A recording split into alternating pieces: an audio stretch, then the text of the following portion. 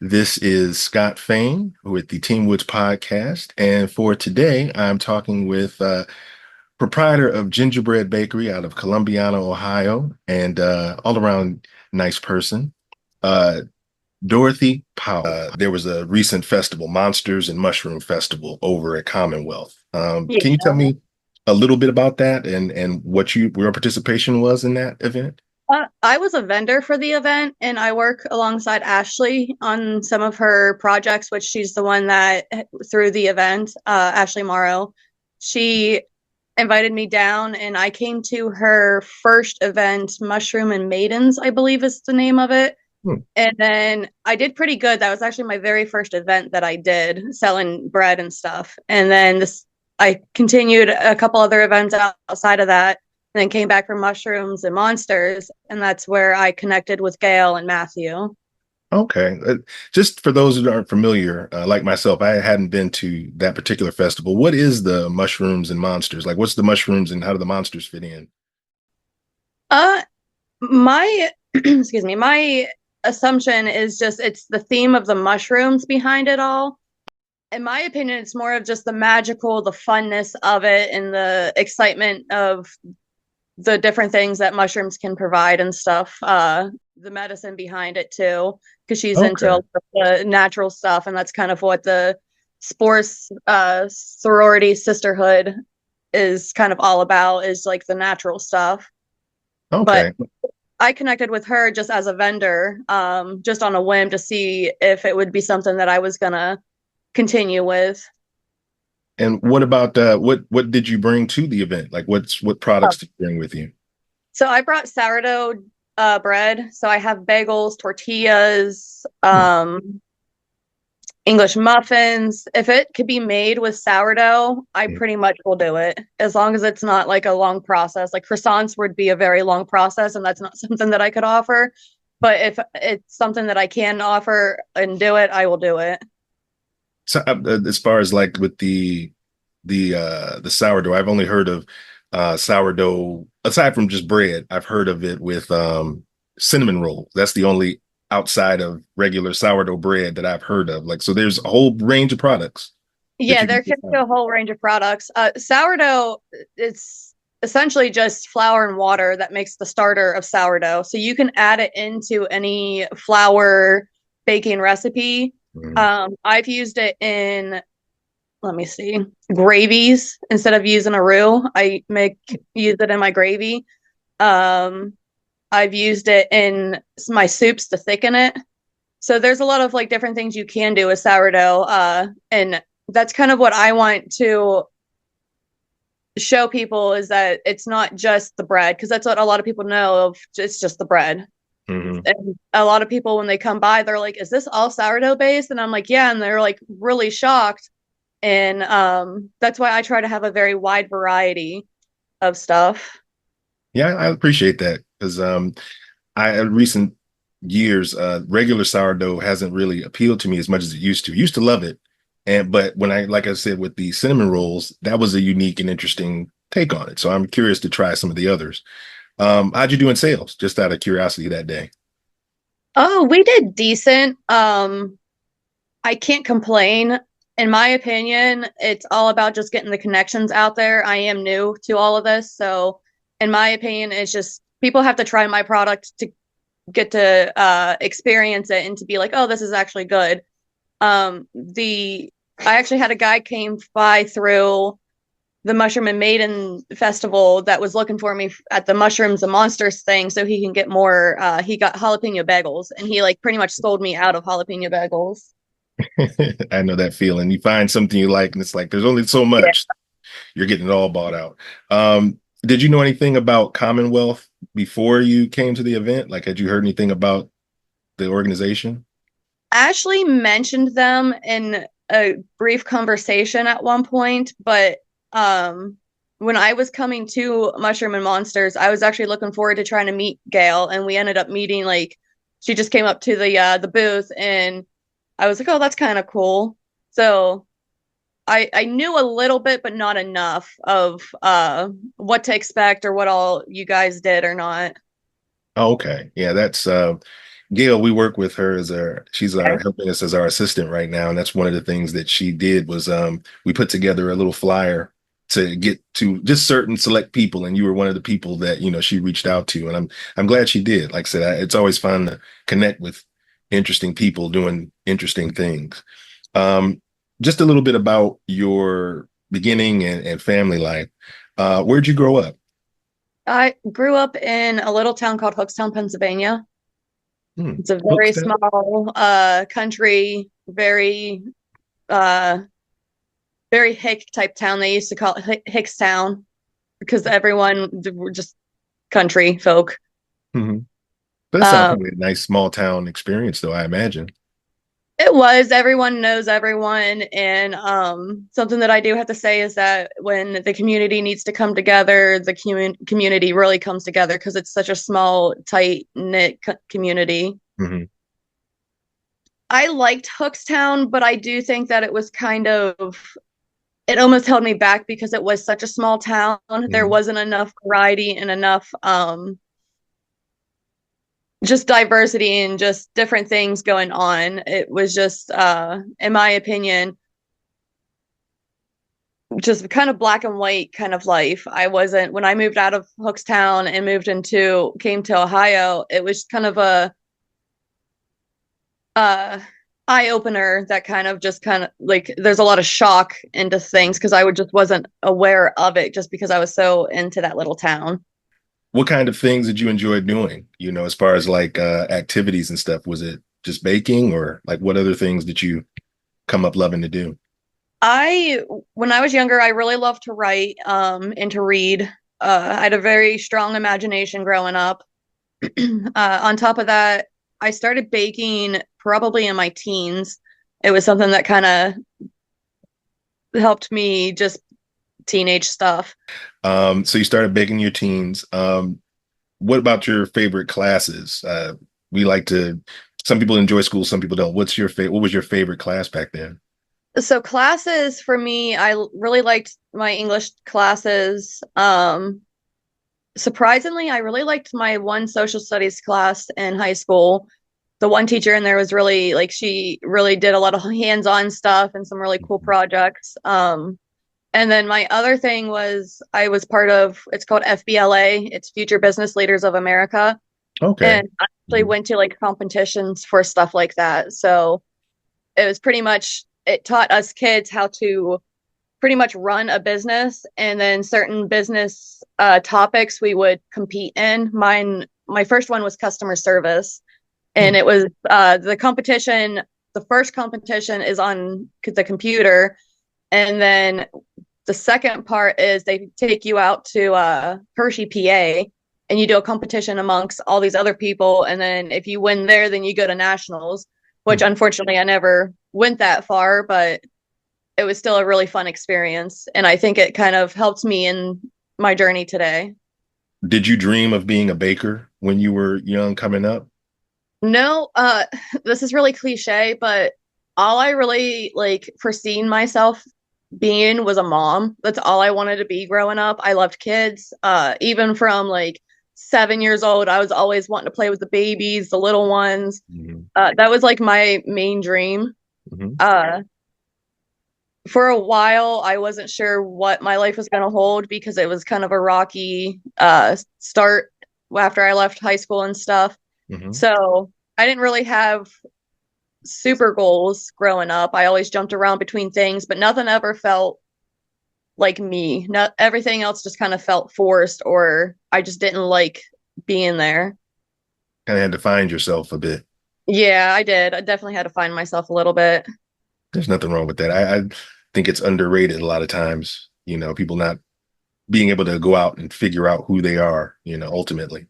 Um, Now, as far as your business now, do you said that you are married. I'm assuming you have some children or a child. Do your family help with the business at all?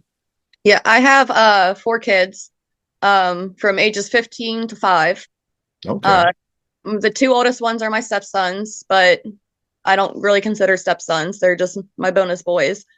Um my oldest will help me. He's been I tell him he's on my payroll. He's my employee now because he helps me when I go to my events, he'll do the dishes for me and clean up the kitchen, which helps tremendously because after baking for days and then having to do those events, that's the last thing I want to do. Yes, yes, I know. Uh, my daughter has just been, she's 5. She's just been starting to help me with when I make the tortillas, I have a tortilla press, and it's her job to take the balls of dough and smash them for me so I can roll them out.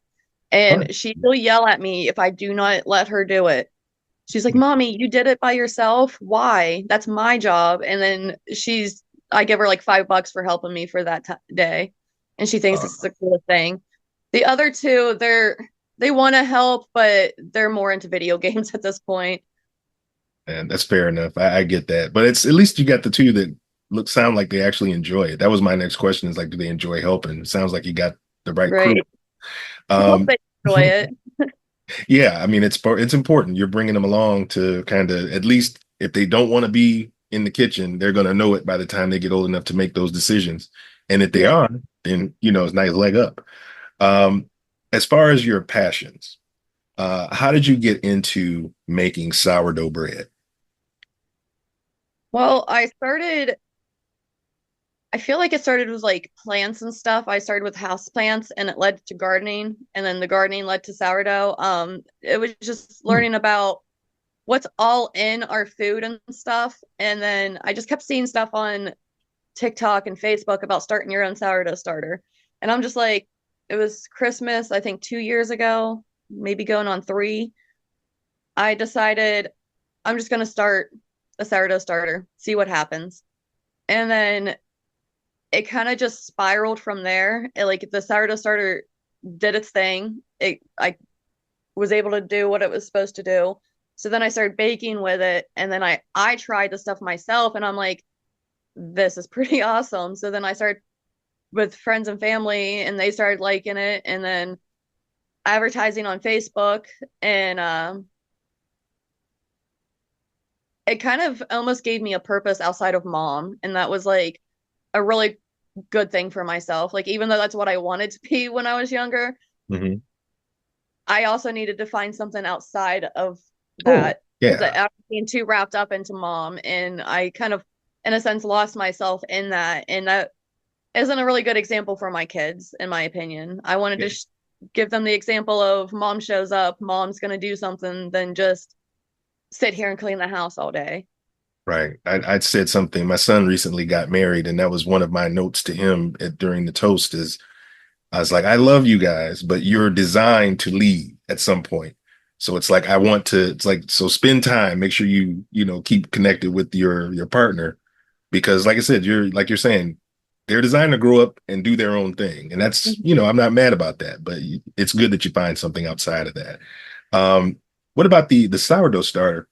I know you can keep those. Like, how old is your sourdough starter? So my sourdough starter is going on 3 years old. It's not a super old one because I did start it myself. You Mhm. can get sourdough starters that are said to be like 30 years old or more. Ironically, the creator of Xbox is a very big sourdough person. He loves Mhm. sourdough bread. I find this fact really interesting. He found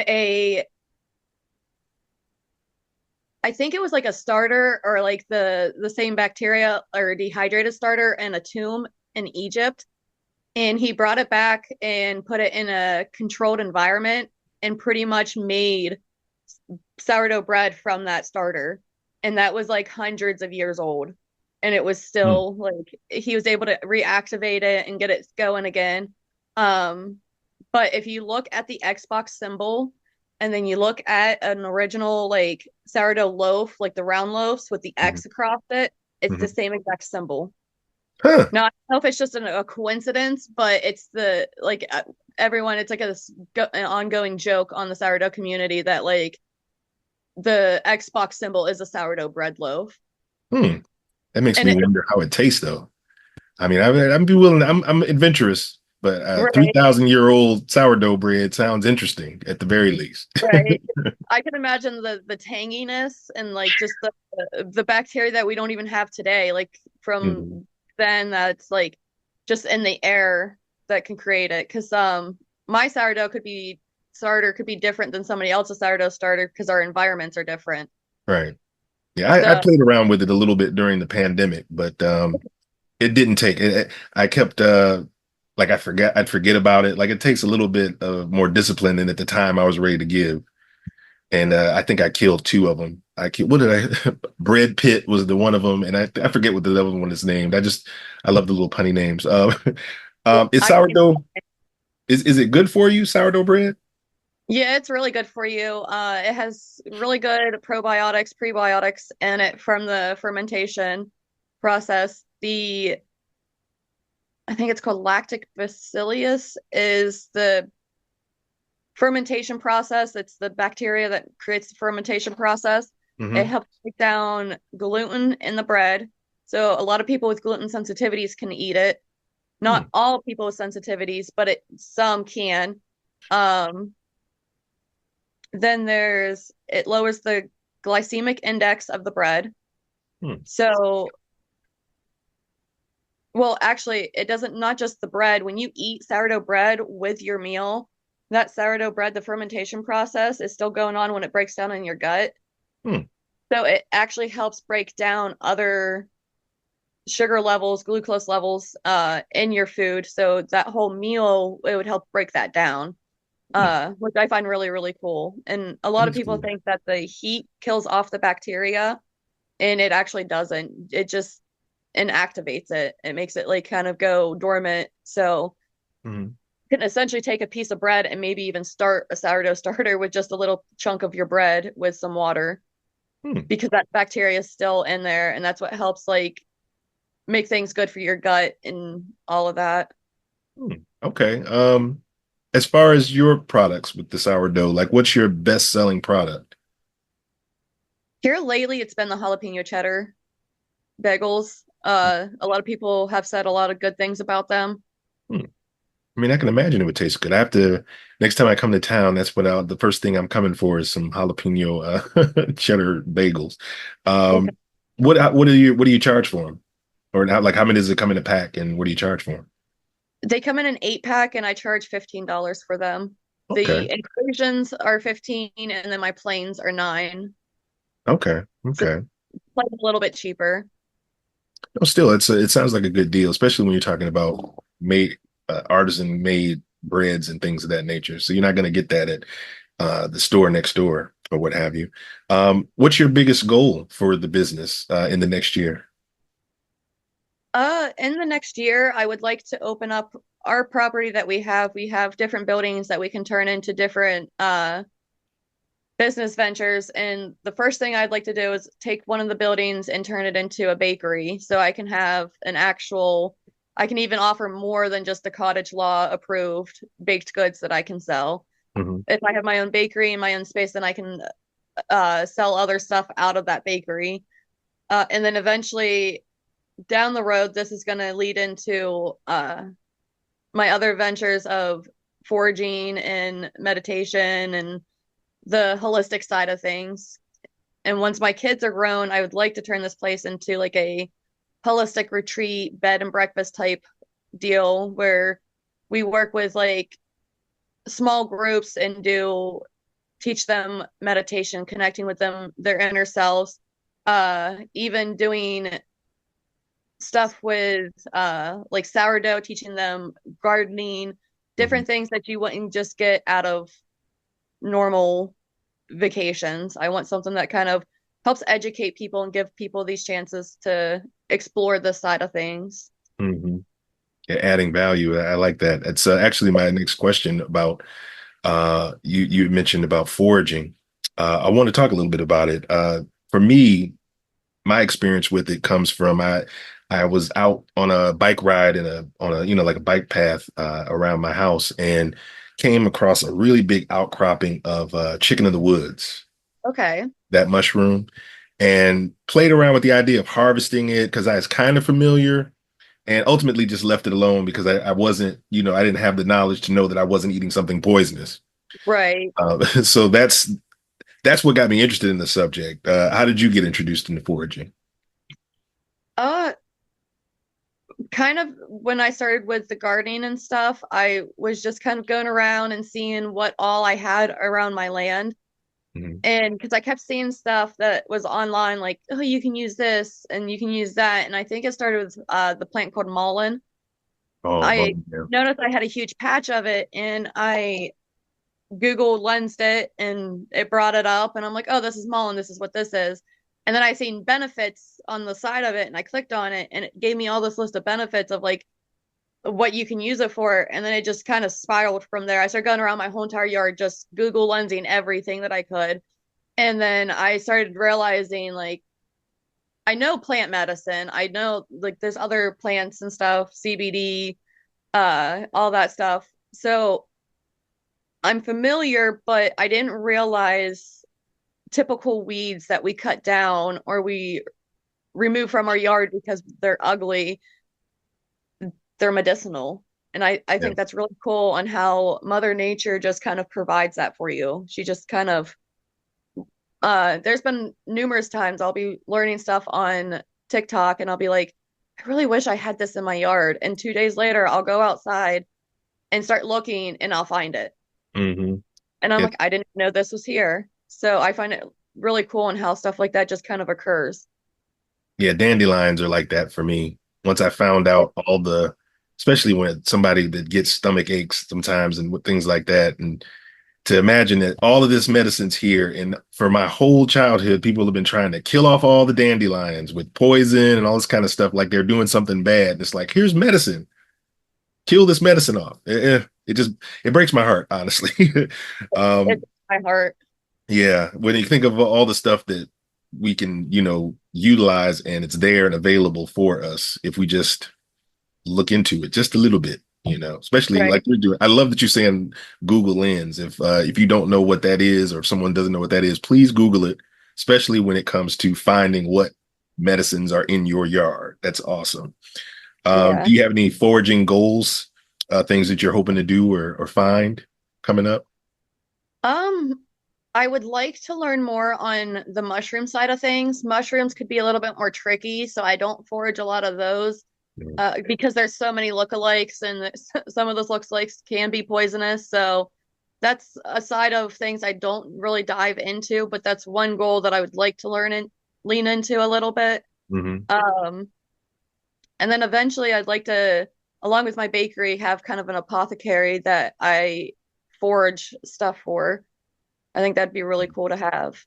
I think that too. I've been working on that myself, making little tinctures and things like that, tonics and stuff that you can use to kind of boost your health. It definitely takes some work, but it's worth it when you can. Hey, you're feeling bad. Here, let me go into my, go into your Right. potion shop and make something special.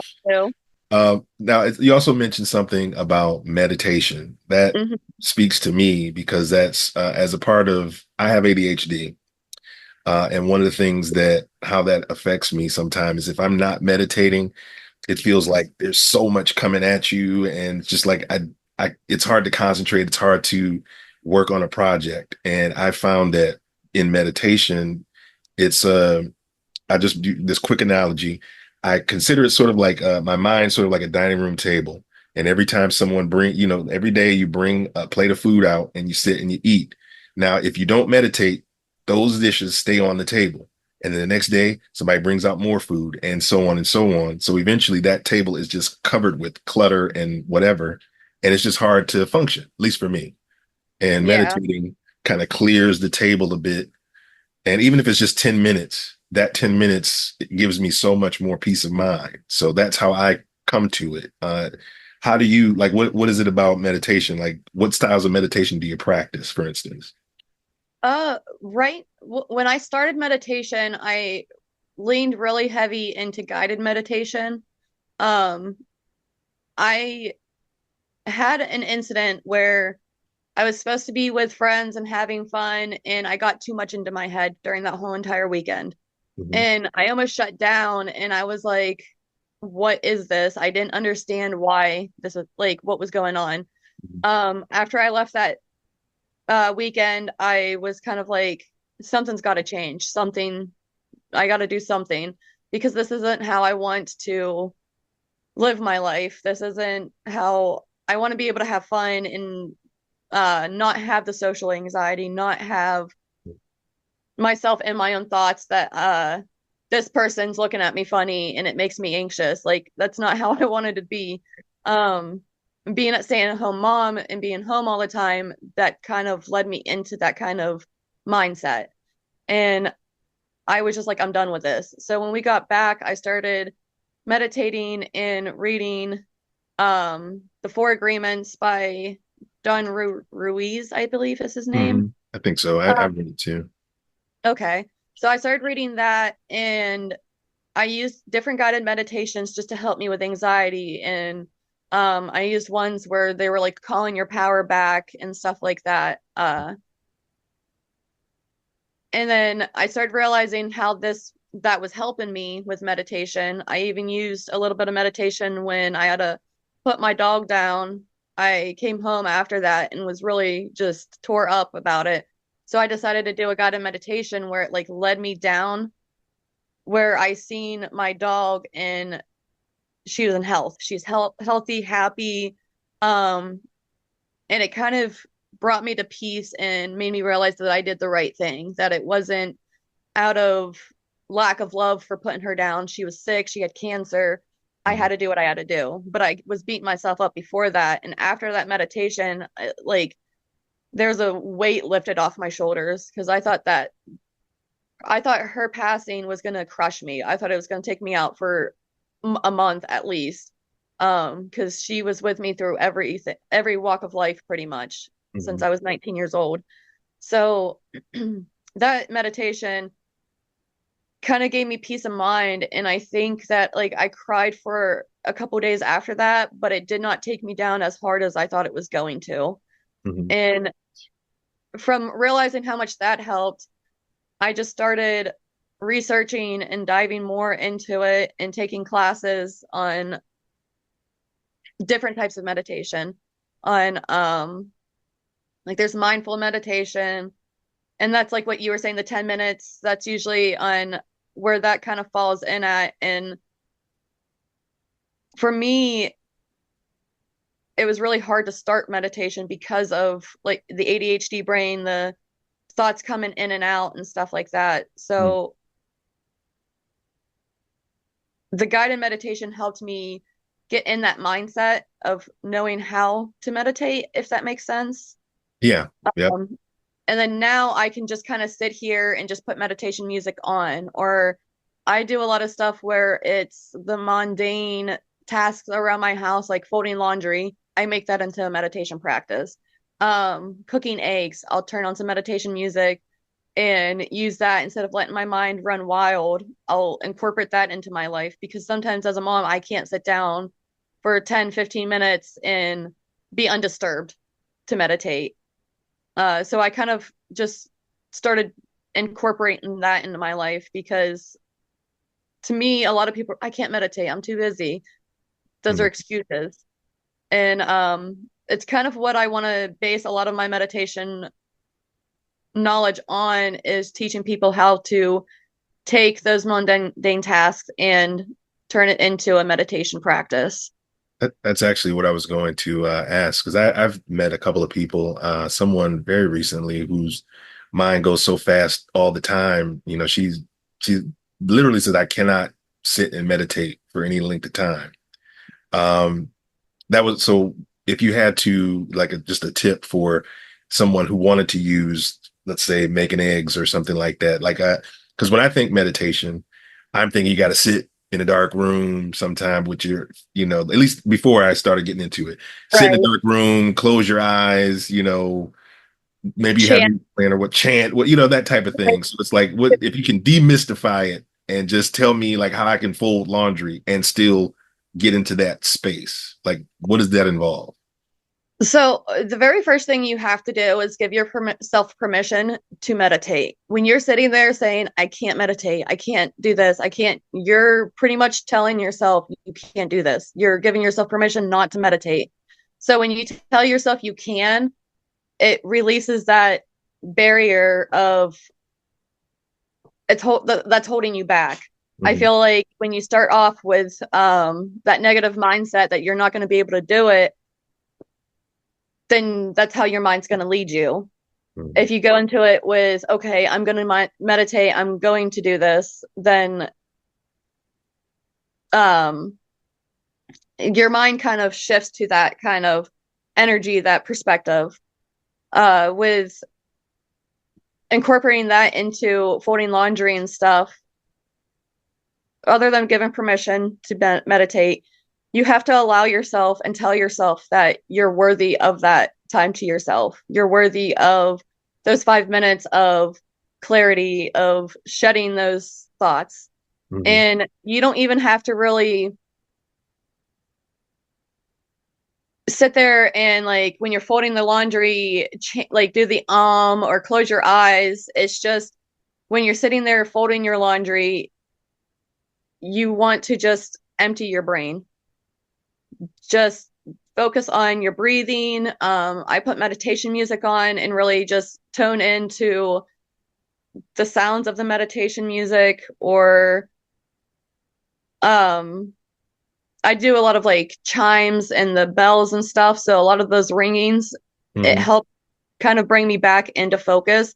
So during the meditation music, if I'm folding the clothes and I find myself wandering, those bells will help bring me back. Okay, stop that wandering thought, appreciate the wandering thought, but don't hold on to it. Hmm. Don't sit there and dwell on that thought.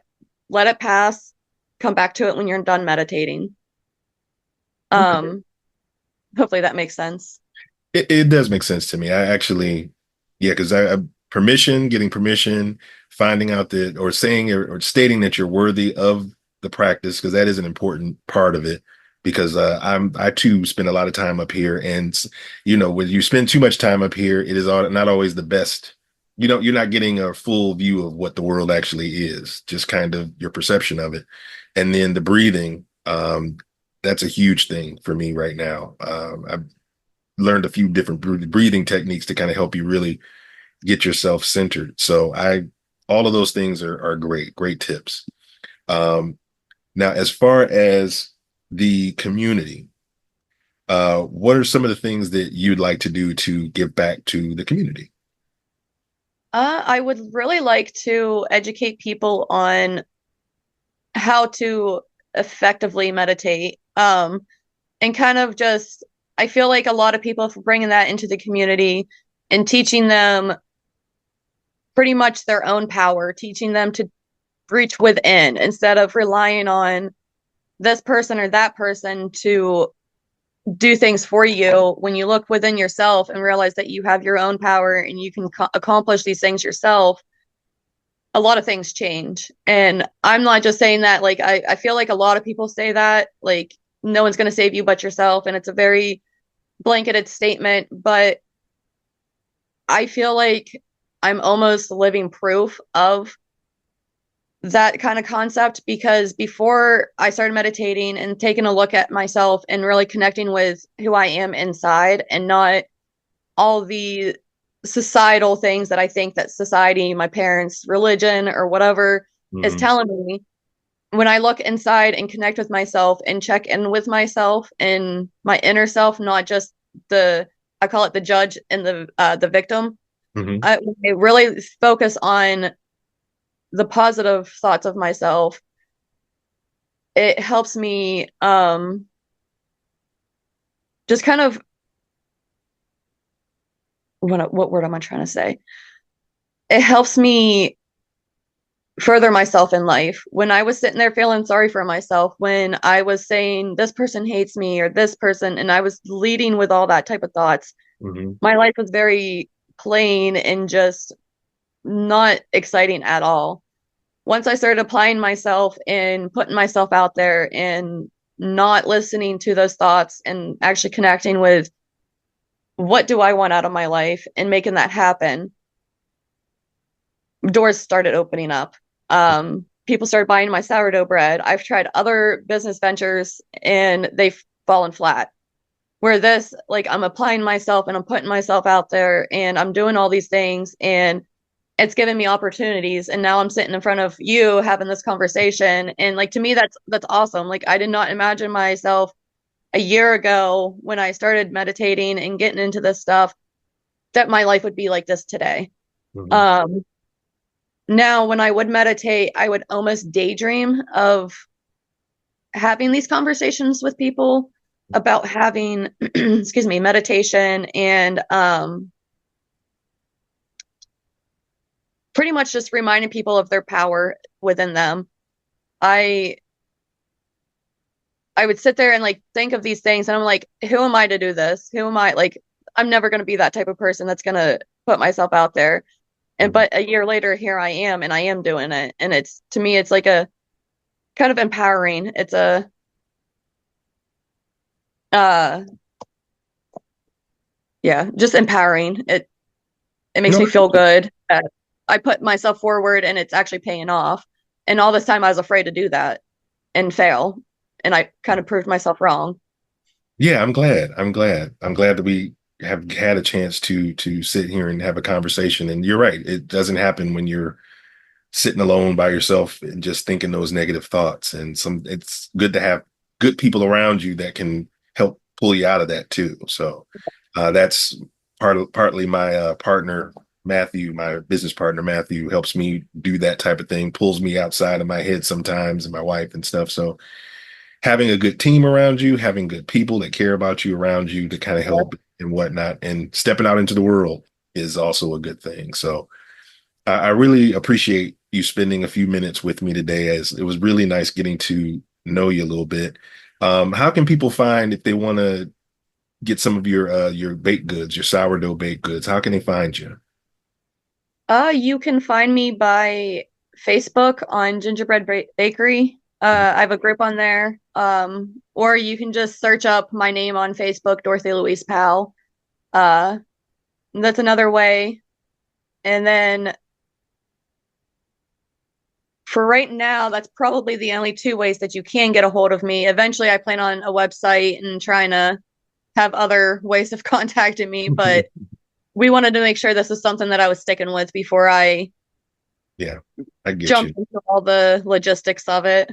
I get you. You scale up as you need to. You know, it's like Yep. you start small, grow and build, and when you're ready for that next step, it's going to be awesome. And I have no doubt that you will get there because of your attitude and what you're doing. So thank you again for spending a few minutes with me. It was great to meet you, and I look forward to having further conversations. Hopefully, a little bit more about when you get your meditation and everything like that stuff together as well. That'd be awesome because it speaks right here to me. Okay. But thank you. And thanks again for watching. Take care.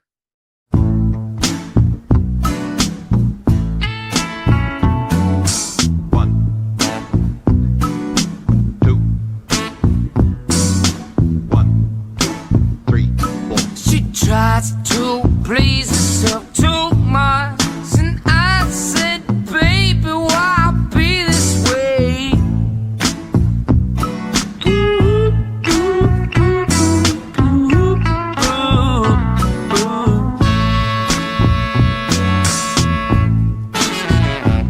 She tries to please herself too much, and I said, baby, why be this way?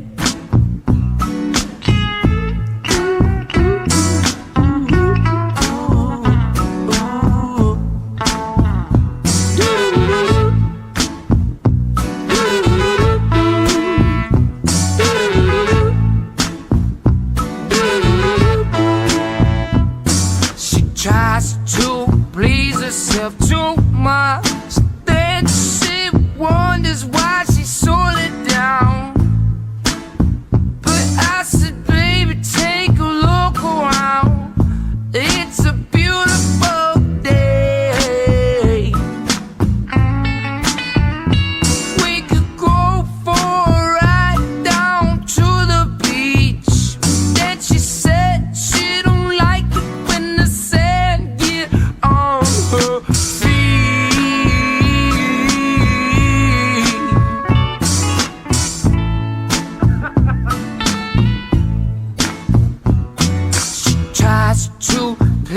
herself too much. Nice, baby, why be this way?